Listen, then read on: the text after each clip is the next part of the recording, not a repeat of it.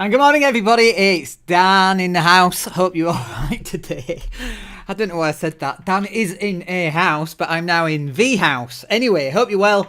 Happy Monday. Happy December. Happy 2022.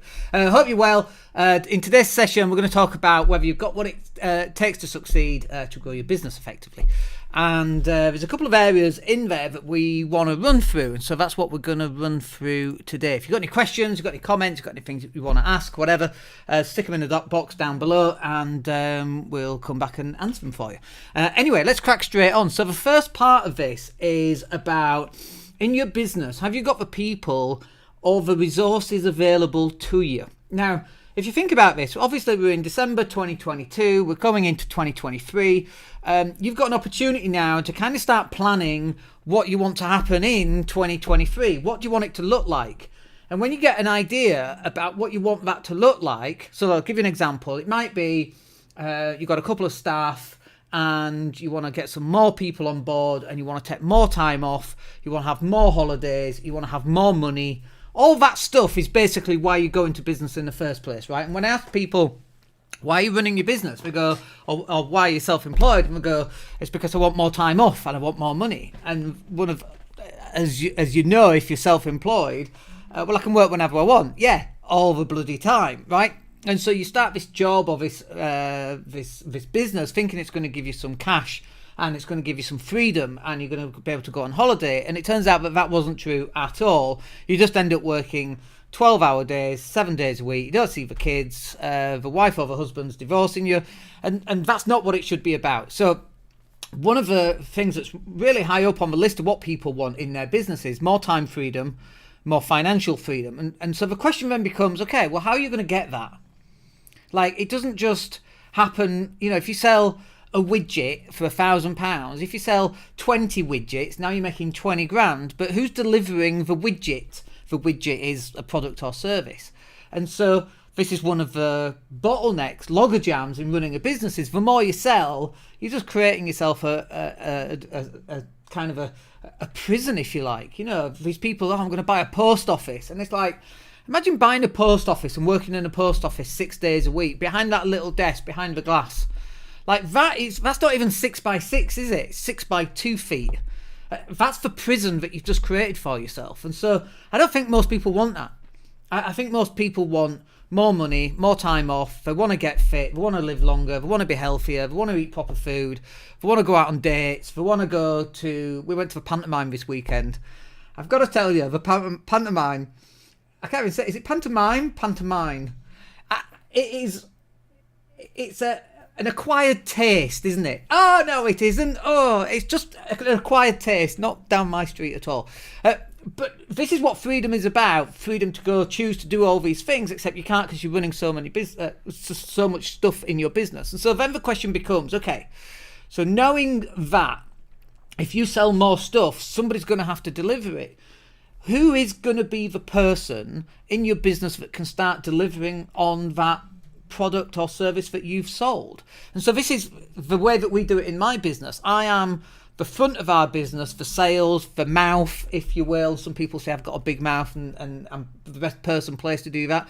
But I don't really get involved in the delivery of Facebook ads or content creation. I have an overview on it and I can see what comes in, what goes out and so on, and give feedback to the people where it's needed. But I'm not the guy typing the buttons on the Facebook ads. We have a department that does that. I'm not the guy creating the graphics. We've got graphic designers who are far better at graphic design than I ever possibly could be. We've not got me editing a customer's videos. We've got full-time video editors for that. Degree qualified, highly experienced video editors. So it's not me that does that. The bits that I can do is get someone on a call, close them, and then pass them on to our delivery team who then deliver what I've sold effectively. And so when we looked at this business a couple of years ago and as we started to grow it, I did do all those things. I did do the graphic design and I did do the video editing, and I wasn't bad at it. I wasn't the best at it either, but I wasn't bad at it and I really enjoyed it. But at some point you have to let those things go to pass them on to other people who are much better than I am at doing them. And that's not a bad thing, that's a positive thing. But the question you've got to ask yourself is, who's the next person that you're going to employ? Who is it? And what are they doing? I have this conversation, I reckon, once a week with my second in command, Graham. I have this conversation. Who do we want next, Graham? Who are we going to get? And Graham's like, well, we need maybe a copywriter, or we need a tech. What else do we need? I think that's it for now, right? We're recruiting content coordinators at the moment because our business is going to expand in 2023, and so we're training those people up right now. But listen to the language. Our business is going to increase in 2023, and so we are currently recruiting people for those roles. We've already identified what people are needed in order to fulfill what we're going to sell in 2023. We're already ahead of the game. And most business owners are not like that. Most business owners are running around like a blue-ass fly, trying to plug this gap and plug that gap and plug that gap. And they're putting out fires all over the place, right? Might be in danger of using too many metaphors there, but they're putting all these fires out instead of actually going, okay, let's do some planning. What do we want 2023 to look like? And more importantly, what do I want my 2023 to look like? You see, the business can grow, but if a business growing means that I have to work 70 or 80-hour weeks, hang on a minute, that's not what I want. I don't want that. Why would I want that? And why should you want that? You're not going into business to work a load of hours. Well, I would hope not. Some people do, going through divorce and separation, they throw themselves into a business and it's a nice escape, right? And I get that. But over the long term, that's not a healthy thing to do. Over the long term, it should be you about building up your business and being able to come out of this business so then you can go do all the things that you actually want to go and do. And so one of the big ways in which you can do that is you can pull in the right people that can do that for you, and the right resources as well. So the next part then on, do you have what it takes to make your business succeed? I have to reread the title because I forget. Skills. And the skills that have got you to here won't be the same skills that get you to there. So my graphic editing skills, which weren't the best, not bad, but not the best, they're not the skills that will grow my business anymore, right? Like I could become the best Adobe graphics editor on the planet, right? But that's not actually going to grow my business because I've got a limited number of people that I can actually work for, right? But if I've got a team of people, and so my then it will work. But my skills are then having to be translated into not just editing videos and editing graphics, but it will have to be changed into managing the people that create the images, that edit the graphics, that do all the content coordinating. And then my skill set will have to change into, I will now have to manage the manager, which is exactly what's happened in our business. So my skills are having to evolve and adapt. I'm moving further away from the business and more into my mindset and my self-talk than I do speaking with end users. I sell the stuff, but I'm not the guy that delivers the stuff. So my skills that I needed to sell it had to be improved upon in order for us to sell, and we got really good at that. But at some point, we're going to also reach a point where I can't do all the sales because I'm so busy managing other people. Or we've got so many sales coming through and so many sales calls, I just don't have the time to do them. In which case, the skill set that I will have on being able to close people on the phone will have to change into managing other people that can then close on the phone. And then that will change into managing a manager who manages the people that close on the phone. And so as you're going up this pyramid, as you're growing your business, the bits that have gotten you to this point right now won't be the bits that will take you forward. Now, a couple of caveats on this. If you're not closing business right now, right, then maybe it's a skill set that you've not got. And maybe you will go on all the training courses that ever existed on the planet and you still can't sell, right? That is a real possibility, isn't it? I could go on all the training courses for riding a unicycle. Chances are I ain't ever riding a unicycle. I just don't think I have the dexterity to be able to do such a thing. And that might be similar for you. In which case we're back up to people and resources. This one right here, wherever it is, where we're back up to people and resources, because you don't have to be the person that's closing sales on the phone. You can hire people for that. But then the skill that you have would be in managing those salespeople. Which sounds weird, doesn't it? How can a non-salesperson manage? Well, they can do it very well. If you're a good manager, you don't have to be Michael Jordan to coach Michael Jordan. Michael Jordan's coach, Phil Jackson, was a decent basketball player for the New York Knicks a long, long time ago. But he wasn't a Michael Jordan. So you can manage somebody who's got more skills than you, right? Tiger Woods' coach isn't a better player at golf than Tiger Woods, but he's a far better coach. And that's what you should become. You should become the coach for your team, the manager for managing your team's tasks. And then some of this as well, by the way, is identifying some of the people in your business and what skills they have, but also identifying what skills they haven't got. Because as a manager, and in fact, we were just doing this. Let me just see if I can... one of the things we were looking at is what we call a communications officer role. And the communications officer, which is a role that doesn't exist in my business right now, but it probably is going to exist in 2023 at some point. So the communications officer role will manage training our affiliates, right? So right now we have people that sell for us. And technically they don't sell anything. They just introduce and I get them on a call and I do the sales, right? But imagine if we had 10, 20, 50, 100 affiliates out there that got really good at going to networking events and saying things like, oh, you need a website, just speak to my mate Dan. Dan can sort you out. Like, imagine that. Now, that's a trained army of people, of salespeople. So there has to be someone in place. So I would manage the communications officer and the communications officer would manage that role. And so we've got a couple of things here. One was customer retention. I'm just looking at my organization chart. One was customer retention. What are the things that we can put in place for customer retention? So for example, one of the things we've already got is our business retreat in Spain next year, which is basically cocktails on the beach, paddle surfing. Of course, we're going to talk about business. We're going to have some hot seats, but also it's about going out, having some paella, having a few cocktails, going paddle surfing, bit of yoga on the beach, maybe. Who knows, right? And then the next part of that is identifying within our team who needs what skills to be able to improve on their skill set, because we might recruit someone like a content coordinator excuse me, and for example they may have really good empathy skills, which is brilliant as a content coordinator. What they may not have yet is the ability to create a written copy, right? But we can teach that.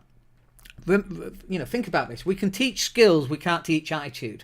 If you have someone who has empathy, that's a great front customer facing person for our business, someone with lots of empathy. And just because we haven't got the technical skills yet, like some people recruit on technical skills, and we all know these types of people, and they've got no people skills at all. And they just wind people up. And we all know people like that who are in the wrong jobs and wrong positions. And so that comes down to how you recruit, but more importantly about how you train and give those people the skills, and about identifying not just the skills for you, but the skills that they actually need, that you either are going to teach them or you send them off on a training course, because there's other people that can teach those skills far better than you or I possibly could. Next bit then is the tech.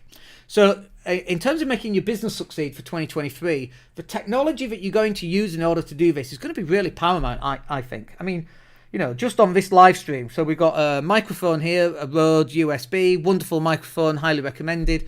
We've got a Logitech 920C camera. We've got OBS, which is what we use for all our live streams. It allows me to do, you know, add images and all this fancy stuff with stuff. The menu on the side is OBS. We've got that. We've got a 2-screen setup. We've got a desk lamp. We've got lights in the background. We've got lights. We've got light coming in through the windows and so on. All that is tech. Right, maybe not light coming in through the windows, but all of that tech had to be put together. And it wasn't just put together overnight. You know, the microphone's 200 odd pounds. It's not a cheap microphone. The camera's a cheap camera, 100 quid. Logitech 920, we've had it about 4 or 5 years. Wonderful camera. Even today, it's still really good, right? We've also got some Philips Hue lights on the desk, which gives a nice warm glow as well. So we've got all the tech in place. But what other tech do we need? Like, we need mobile phones. We've got headphones, which are still on charge. Don't want to overcharge them. I've got a pair of Q35 noise cancelling headphones. Wonderful for when I'm doing long pieces of work and so on. So we've got to have this technology in place. We've got a laptop. We've got a computer, super fast computer, in fact. Lots of hard drive storage because obviously we're a digital marketing agency. We've also got Carbonite for backups. We've got Google Drive where we give access to all our clients to upload all their stuff. All this technology is really important to have. But what happens in a business is they don't plan any of this ahead. They're like, oh, my laptop's really slow. 4 or 5 years later, they're working on a laptop that was slow 4 or 5 years ago and it's even slower now. And I'm like, have you got a budget allocated for that? What? Yeah. Have you got a budget allocated for a new laptop? No. Well, when do you buy a laptop? Well, I wait until the old one fails and then I buy the cheapest piece of shit that I can, right? How efficient is that? You use it a lot or all the time? But you've got a really slow laptop. Yeah. Why don't you just buy a brand new laptop that's super duper fast? Oh, because it's too expensive. It's 1,500 quid, Dan. Right. Well, how long does a laptop last? 2 years. Okay. So is that not £80 a month? I'm not paying that. How much? What's your revenue? 100 grand, let's say. Okay, so you're not prepared to pay £80 a month for your one-man business that's pulling in 100 grand for a laptop that's going to make life easier? Like, it's a no-brainer. But the problem is that people don't plan ahead. They just go, oh, I need a new laptop. Oh, it's 1,500 quid. Well, it's not 1,500 quid, is it? It's £100 a month over 15 months or whatever that's going to be. And it's the same, we've got a printer and a scanner. 150 quid. Like, it's £15 a month. At some point that's going to fail, right? Maybe in 3 years' time. So £10 a month will cover that. This is about you going back to your spreadsheet and allocating budgets. We talk about tech. It's not really about the tech. It's about your ability to manage yourself, by the way, and manage your budgets. And if you haven't got that, you need to move back up to skills. So you've got that. And if you're still, no matter what accounting course you do and what spreadsheet course you do, you still can't do it. You need to recruit the right person and resources so that you can actually have a grown-up conversation about, okay, we need to allocate money for stuff. Like, what really kind of confuses me is that it's such a disconnect between cars and other technology. A car is just a tool to get you from A to B, right? And a laptop is a tool to get you from A to B, to get the work done. And nobody looks at spending £100 a month on a laptop, but they don't mind spending 500 quid a month on a BMW.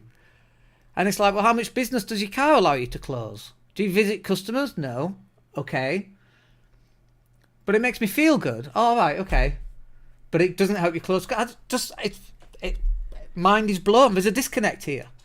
And this is about you planning for next year. What's this going to look like? And, well, we can't afford it. You've got a £500 BMW that drives you to work, drives you home from work, you don't visit customers in it, and it's costing you 500 quid. What? So people can look at you while you sat there in traffic so you can look good?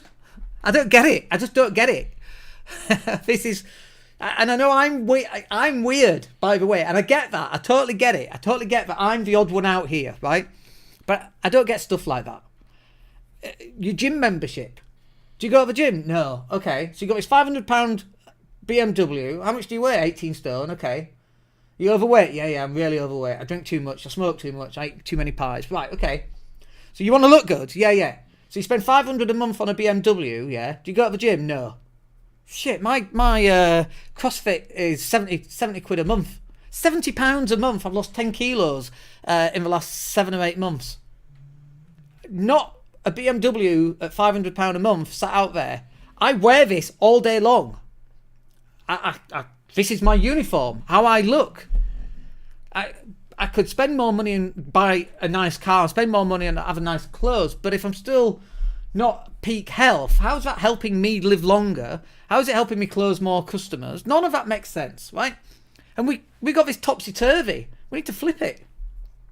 So the money should be spent on better food, should be spent on a gym membership that you actually attend, should be spent on better tech, a good microphone, good camera, lighting. It took some time to put this together. We got this banner at the top here. We've got this thing over here with an arrow that goes up and down. We've got my name here.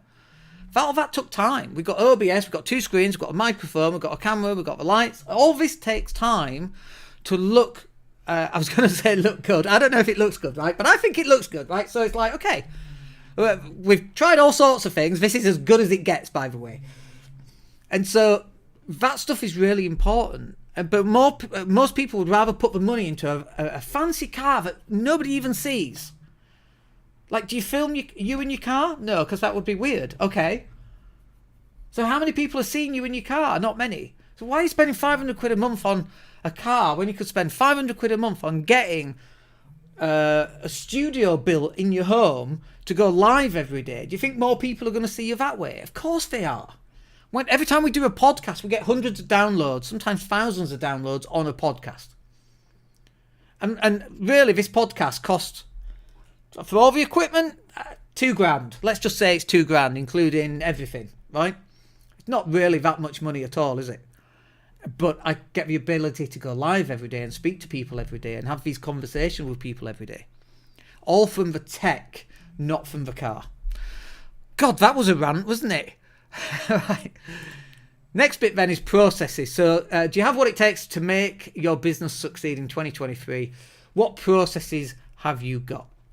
So we are constantly creating new processes. So for example, we've got an onboarding document. So when a client comes on board, we've got an onboarding document. So we take the client through the onboarding document. This is what's going to happen. This is what we do here. This is what it looks like. This is what the costs are. And usually there's no extra cost because we're paying a monthly subscription. So there's no extra cost. But if there are, or if there's things that you need, if you want a nice intro with music that you want to pay for, you have to pay for the music. Or you can use the music that we can supply you with and you don't have to pay. So it's those levels of conversations. But we've got systems and processes in place for that. Now, if you're growing your business from a 1-man, a 2-man, a 3-man business to a 4, 5, 6, 7, 8-person business, what are the processes that you need in place for that? And it's boring as hell, by the way. Holiday forms. Like, by the way, we don't use holiday forms in my business. I've not seen a holiday form in, 50? So in 20 years, I've not seen a holiday form. The last holiday form I ever saw was in Dell. At some point, we're going to have bloody holiday forms, which is weird, but it's a sign of growth. But that's a process that we're going to have to put in place. And we've not had it yet. But at some point, someone's going to go on maternity. It's just, it's part of life, and that's fine. What are the systems in place? What happens if that happens? What do we do? And actually, what do we do? We haven't got that system in place yet. We've never had to come across that. But at some point in 2023, 2024, that's definitely going to happen, right? So what are the systems that you've put in place for the growth of your business? What about moving you off doing sales or doing the delivery of a product and bringing someone else in? What's the process for recruitment? What's the process for training? What's the process for creating a good culture within your organization? This is actually a real life example that we are going to have to face, and we're putting little bits in place. We're just giving pay rises. We're going to do weekly training for all our team members where they all just join all at once. Even if it's just for 10, 20, 30 minutes, just so they get an idea of culture, they get to see each other, they get to see the team growing and so on. And just create this kind of culture within your business. But there has to be a process for all of this. And it's not that the process is just stored in your head. Your process should be written down so it's in a booklet form. So one of the things that we've created as well is we've got team training. We use Thinkific, which is what we use for when we sell training products. We've got internal team training for website design, graphic design, content coordinators, managers, and we're constantly adding to that. So instead of old school 1990s having a booklet, actually most of it is on training, and you have to watch it and then you click I have completed the training. So then, if you do something and it's in the training, we'll go, well, you said that you've watched it, why are you doing it like that? And obviously some people just click the button, don't they, to say they've watched it when they haven't. But these are all systems and processes that we've had to get put in place, and you're going to have to put these in place as well. And if you go, no, Dan, I'm so busy right now. I'm doing this, and I've got this, and I've got that, and I've got that, and I've got this. I've got all this to do. Blah, blah, blah, blah. The reason why you've got all this and you haven't got time to do it is that you haven't done this yet. And then it's because you've not got the right people and resources. You've not got the right skills. You've not got the right tech. And all this stuff is stopping you from growing your business. And I know how difficult that can be. In fact, we made a decision for December that actually we're probably not going to take on, we might take on one more client in December. It's only the 5th of December. But we're actually making a decision to make sure that all our resources are in place and that we've actually caught up with anything that we need to catch up with. And also there's often little loose threads that we have to tie up. And so actually we might take on one more client this month, maybe 2 absolutely max, but that's it. Because we want to hit 2023 with the ground running. We want to hit the ground running in 2023. God, I sound like Liz Truss not knowing how to say it. We want to hit the ground running in 2023, and we want to tie up all these loose ends so that then when we take on new clients, we're not, we can give them full attention. We're not having to tie up all of these loose ends. But these systems and processes have to be part of your business. And if they haven't been part of your business yet, that's why you're running round and so utterly busy. And I've seen this so many times. Oh, no, Dan, you don't understand. Nobody else can do this job but me. What? Nobody else? Nobody else on the entire planet can do it like you do it. You're the best that's ever been. It's bullshit, right? It's just ego talking and it's bullshit. And this is obviously, by the way, one of the difficulties in growing a business. Like, for the sales point of view, I have that as a problem, right? I don't want to let go of sales.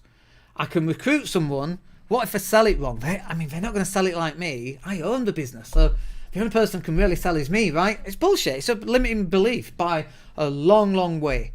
And it's actually more indicative of a lack of training for that person doing the sales. If they're selling something and they're selling something wrong, that's my fault. And let me rephrase that. I'm not to blame, but I am responsible for not providing the training to that person. This is a whole different way of seeing the world, and being responsible for all of these things is really, really important. Anyway, look, hope that's useful. That'll do us for today. We'll catch up with you on the next one. My name's Dan Latto. Have a wicked day, and we'll speak to you then. Take care.